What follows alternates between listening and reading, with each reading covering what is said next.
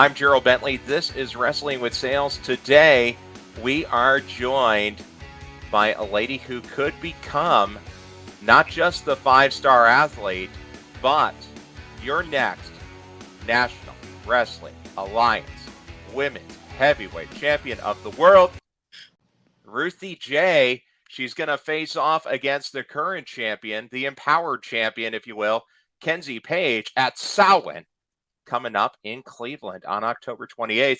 Ruthie, thanks a lot for joining us. This is a huge match for you coming up. Yes, it is. It's going to be my first time challenging for the NWA Women's Championship, so I'm very excited. And only been in the NWA for a short period of time. Did you just sign a little bit before NWA 75? Is that right? Yes, I signed right when the Crockett Cup was about to happen. Well, Okay. after it happened, right after it happened. Okay, so leading up to NWA 75. Yes. What's it been like being part of the National Wrestling Alliance for just a short period of time?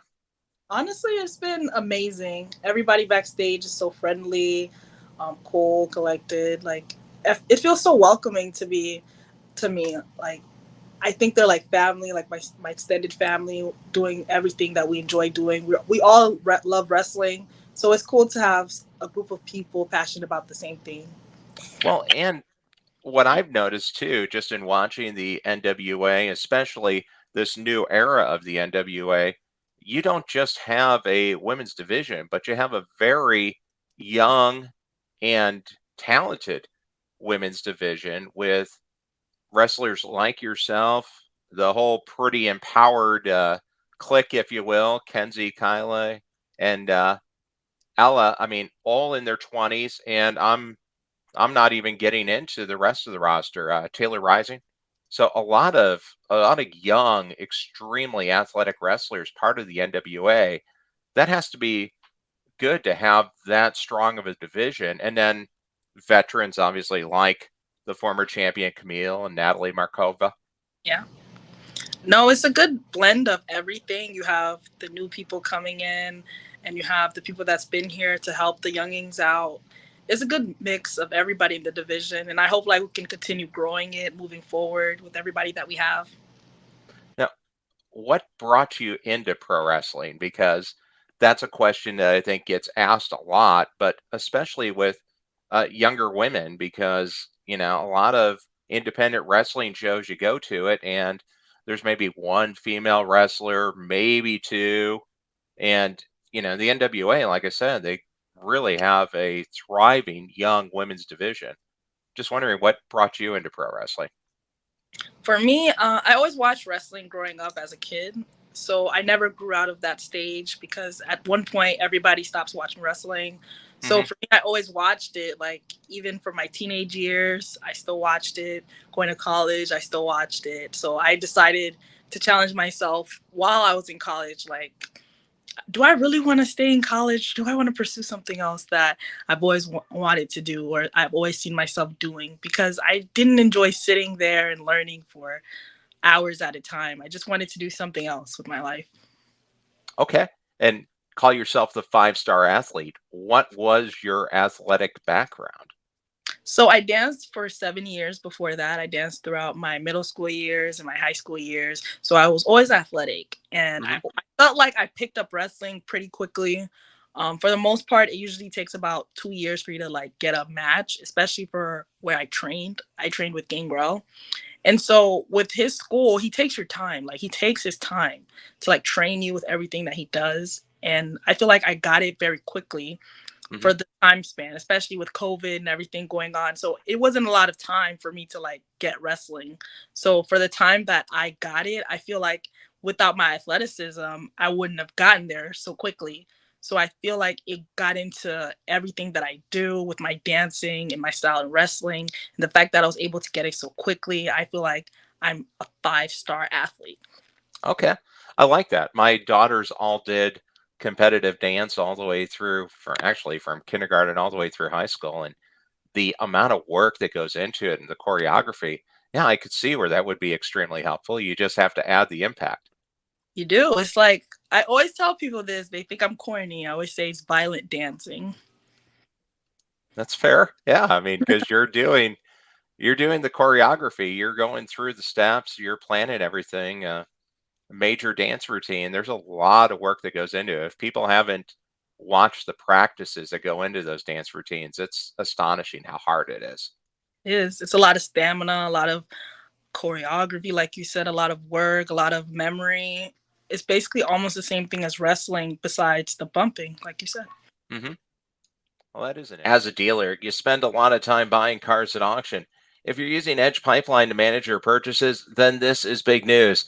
Montway Auto Transport has partnered with Auction Edge to add a transportation option onto Edge Pipeline. Now dealers can manage their auction buys and book transportation with just one click right in the Edge Pipeline platform. As a nationwide leader in auto transport, Montway understands a dealer's need for speed and efficiency and can arrange single or multi vehicle moves from auction to any lot in the country. With Montway's technology, dealers can gain full transit visibility and tracking after an order has been booked, making it much easier to manage inventory. Buy, ship, and track all in Edge Pipeline. Go to www.montway.com/WS to learn more. Well, that is an interesting tie-in. Now, some of the other wrestlers that you're competing with, do they have similar dance backgrounds, or are you kind of unique in that? A few does. Like I know a few of the wrestlers, like Ashley Dubois. She Hmm. was a dancer. She's told me that before. I know a couple of dancers that like wrestlers that start off as dancers, but not a lot. Only like a few. Most of them start off with like a combat sport, like MMA or Sure. boxing. Most of the time, that's the format that they start from, or dancing. But majority of the time, it's like a combat sport they come from. Okay.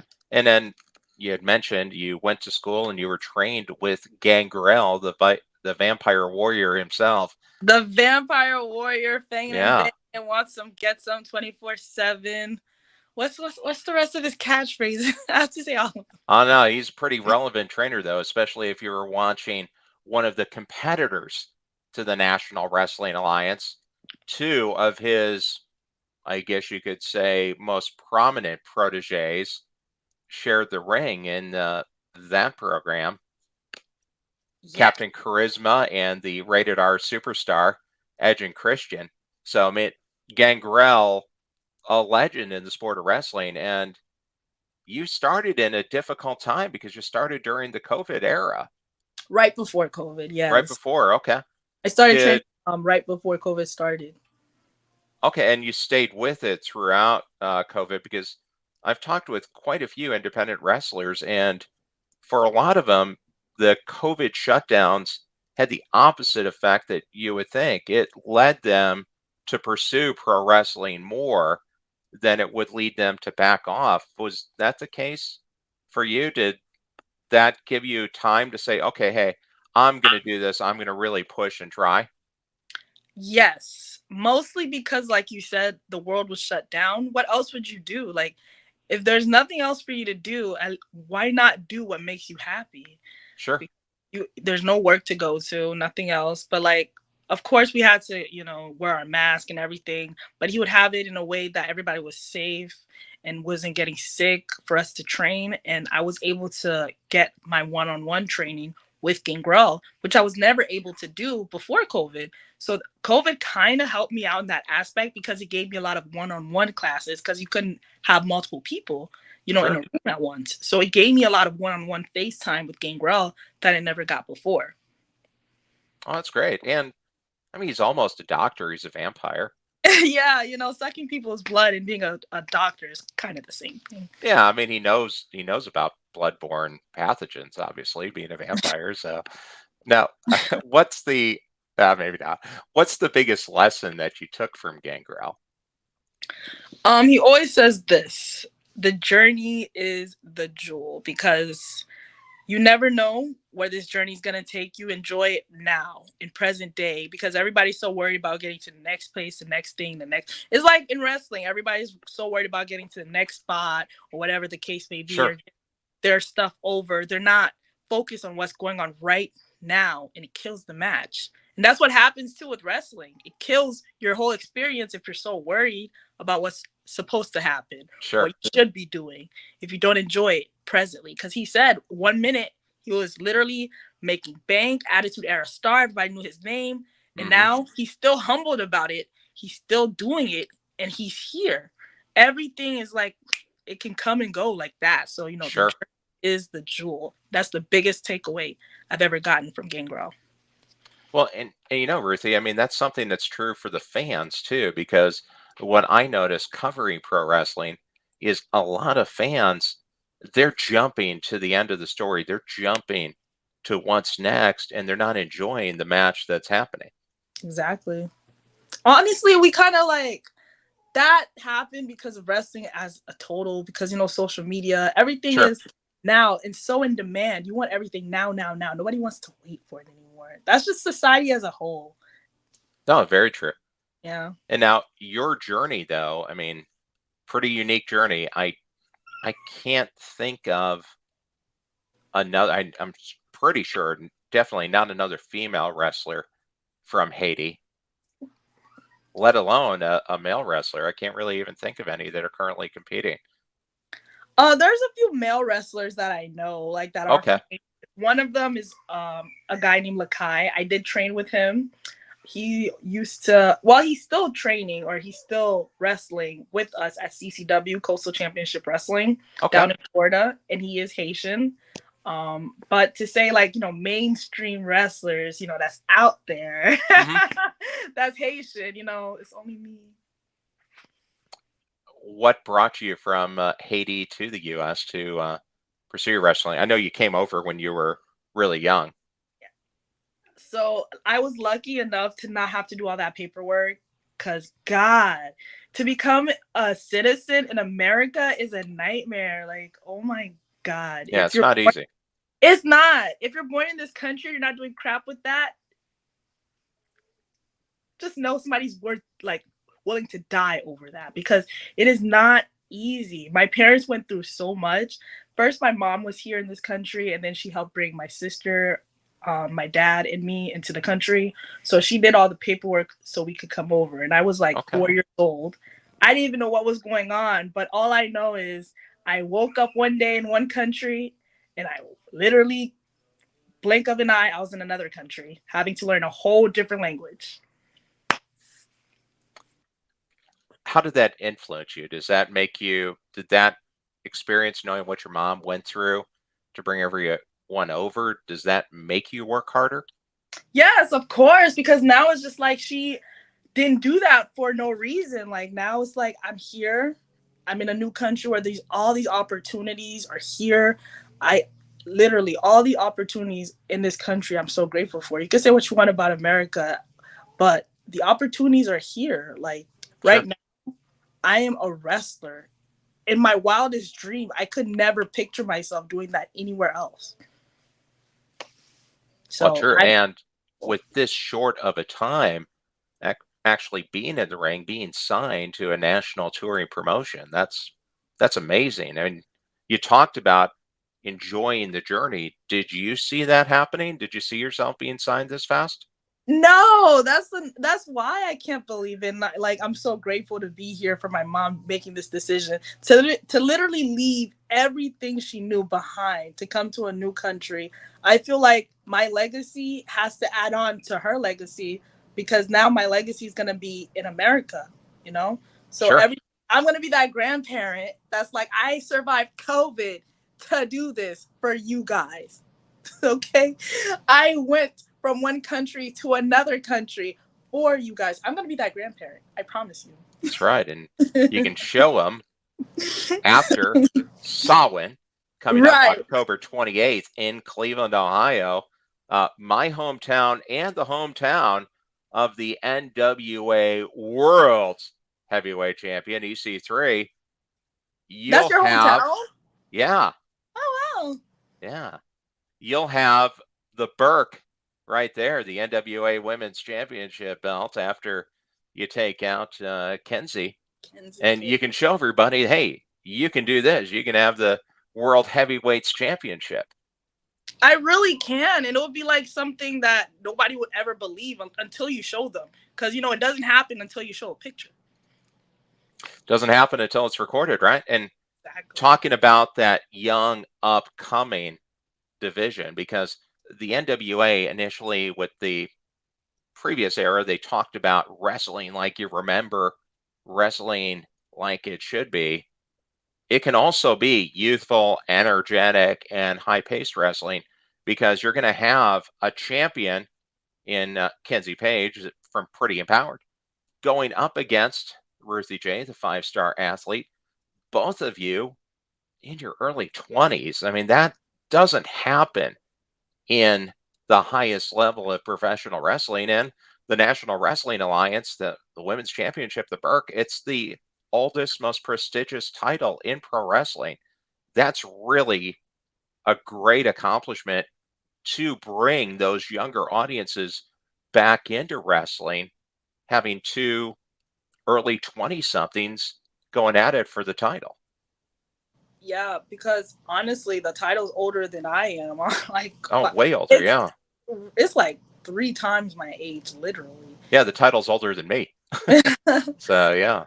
To win a title with that much prestige at my age, at 23, on my first try, it would be unreal to even think that would even happen, because I would be so. Kenzie's younger than me. She's literally 21. Mm-hmm. So for me to do it at 23, I won't be the youngest NWA women's champion, but I will be the prettiest, Kenzie, and the first Haitian NWA women's champion. There you go.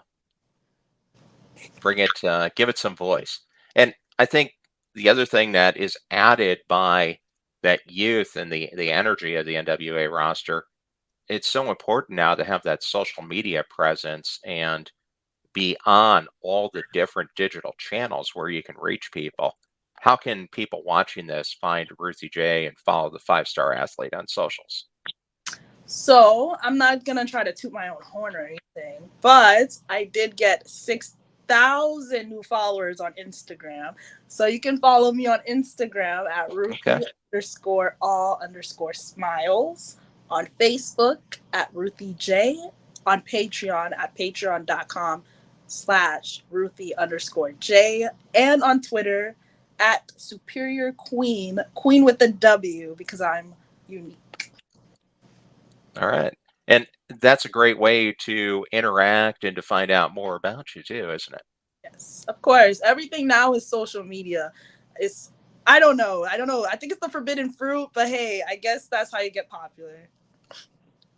Well, I mean, it's just another avenue to reach viewers, right? Because you can find the NWA on YouTube, you can find the NWA on Fight TV, the pay-per-view Samhain from Cleveland, October 28th. That'll be available on Fight TV, and a lot of big matches. There's also the NWA Women's Tag Team titles going to be defended on there. Yeah, I'm excited to see that one. Natalia Markova and Taylor Rising together. That's a good team. I Hmm. really like their dynamic. They look cute together, like cute little Barbies. Well, it could be a really devastating night for the Pretty Empowered stable if Ruthie J ends the night holding up the Burke and Natalia Markova and Taylor Rising capture the tag team titles. Pretty It would be Empowered would really go from sad for having all Kenzie, the belts to no belts.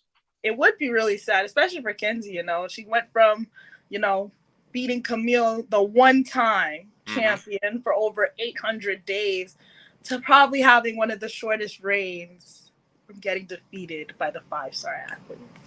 And you've had a match before with Kamille, right? Yes, I have my first match at NWA actually. So I mean, you've gone up against the literal top tier of competition. What's your plan going up against Kenzie Page? Well, my plan is to make sure I study her first, because I've wrestled her multiple times, and every single time she always posts something new. So my plan is to study her and not make any subtle movements that is not like anything she can capitalize off of, because any mistake like you saw how she won the title. Kamille made one mistake and it cost Mm-hmm. her. Wind it down here. Ruthie, you get to be, I know you're going after the prestigious National Wrestling Alliance Women's Heavyweight Championship of the World, the Burke. But this week we got the dealership rescue belt for you from our sponsor. So you get to be a champion. So you'll have a championship. Just want to ask you real easy, couple of championship round questions to wrap it up. Outside of Gangrel, the Vampire Warrior, obviously an influential wrestler on you. Who were some of the most influential pro wrestlers that you watched? I have a top 5. Okay. So my top 5 were Chris Jericho, Eddie Guerrero, Trish Stratus, Rey Mysterio, and I'm forgetting one. I said Chris Jericho, Trish Stratus, Rey Mysterio, Eddie Guerrero, and Kurt Angle. How did I forget? Kurt Angle. Okay. I'm forgetting one. Kurt Angle. Yes, that's my top 5. So in just the way you carry yourself in interviews or in bringing certain moves into it, are we going to see you do a 5-star frog splash like Eddie Guerrero did? I mean, the frog splash, the 5 stars actually RVD. Yeah. But, my frog splash right now, I would say it's more on the levels of Eddie Guerrero. But yes, you will see one. Okay. I guarantee it. Okay, awesome. Favorite opponent so far? La Rosa Negra. Love her. Love that Puerto Rican. I'm so sad she got in that car accident. But, when she gets back, she's going to be a beast, and I can't wait. Good name. And you wrestled her maybe in Mission Pro or just I around? wrestled her at a promotion called Magic City Wrestling. Okay. And I wrestled her in a tag match at NWA before, but never one-on-one at NWA yet. Okay. What about who you'd most like to face? Could be somebody on the NWA roster, could be somebody that you just want to wrestle against. I'll give you one person from every promotion right now because Okay. Okay. For NWA, one person that I would love to face. Okay.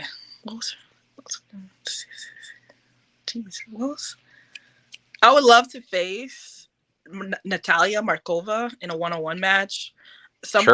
Something crazy, like a street fight or something, because she's crazy. For AEW ROH, I'd love to face Athena because she's amazing. Very aggressive. Very aggressive. I think she would kill me. And then for WWE, I would love to face Bianca Belair. She's strong. She would probably throw me from inside to where the crowd is. Sure. No, they're very good. All high-level competitors, and definitely the Natalia Markova match that could happen soon. That could be good. After you win the belt. That could be your first title defense. It could. I'm hoping. I hope Billy Corgan sees this interview and be like, "Oh, we should book that. Book it, Billy." Yeah, we'll give it voice. And like we've been saying, you're going to Cleveland, Ohio to wrestle October 28th, and Samhain gonna go for, not defending it, you gotta win it first, but gonna go for winning the Burke, the NWA Women's Heavyweight Championship of the World. What cities haven't you been able to wrestle in yet that you really want to go to? I want to go to LA just to see what all the hype is about. I heard it's dirty and nothing but homeless people. I want to see if it's really like that for real. I'd imagine a lot of it's exaggerated, but I'm sure there's some areas that are a little shaky. Yeah, that's what I thought. Have you been? Just passed through. Oh, dang. Okay, no review. No. I want to go to LA. I want to go to New York. I want to go to Las Vegas. I want to go to Ontario, Canada. Sure, Toronto. Yes, Toronto. And let me see, where else did I say I want to go? I want to go honestly to Jamaica or Caribbean island to wrestle, just to go to the Caribbean or Puerto Rico. Sure. And I want to go to Mexico. Sure. Mm-hmm. Yeah, well, the NWA was in Mexico. I could easily see a return visit. They packed the stadium out there. Part of the World is a Vampire tour with your owner, Billy Corgan, and the Smashing Pumpkins. That was a great show. So that would be a terrific venue to go back to. Oh, I couldn't imagine like going on tour again with Billy Corgan in Mexico. Like the tour that we went on this time for The World is a Vampire, I got to be on stage with the Smashing Pumpkins. That's pretty neat.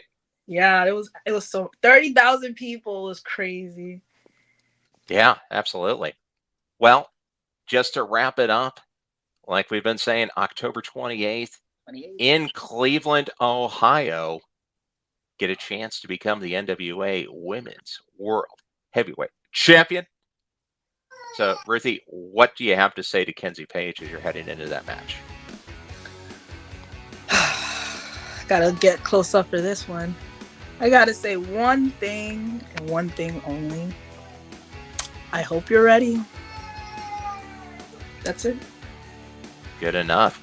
Well, we had the 5-star athlete herself checking in here at Wrestling with Sales, brought to you by our friends at Montway Auto Transport. If you need to get a car transported anywhere, be it from Florida to Cleveland, you can go to www.montway.com/WS, and they'll get you all that information. And you can see this on the Fired Up Network and search for all the past episodes on YouTube. Ruthie, best of luck at Solid coming up in Cleveland. Thanks for joining us here. Bye. Thank you. Bye.